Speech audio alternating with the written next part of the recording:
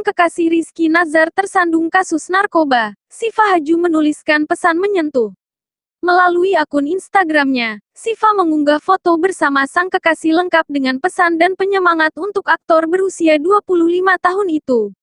Artis muda ini menyadari setiap orang bisa berbuat kesalahan. Namun dia yakin kesalahan yang dilakukan bisa membawa hikmah dan pelajaran yang sangat berharga. Iki, kamu adalah salah satu orang dengan hati paling tulus yang pernah aku kenal. People make mistakes, tapi aku yakin ada hikmah dan pembelajaran buat kamu di balik semua ini. Tulis Siva Haju seperti dikutip dari Instagram, Jumat, tanggal 17 Desember tahun 2021.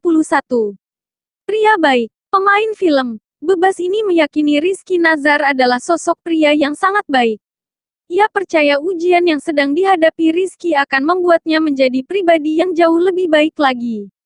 Kamu adalah orang yang baik, dan setelah ini aku percaya kamu akan menjadi orang yang jauh lebih baik lagi, ucapnya. Semangat! Gadis berusia 21 tahun ini juga memberikan semangat untuk kekasihnya agar tetap semangat karena banyak yang sayang kepadanya. Menghadapi bersama, you are so loved Iki. Jangan pernah ngerasa sendiri ya. Banyak banget yang sayang sama kamu. I'm so proud of you Kiko. We'll get through this together okay. Ili always tuturnya. Tak bantu diri lo.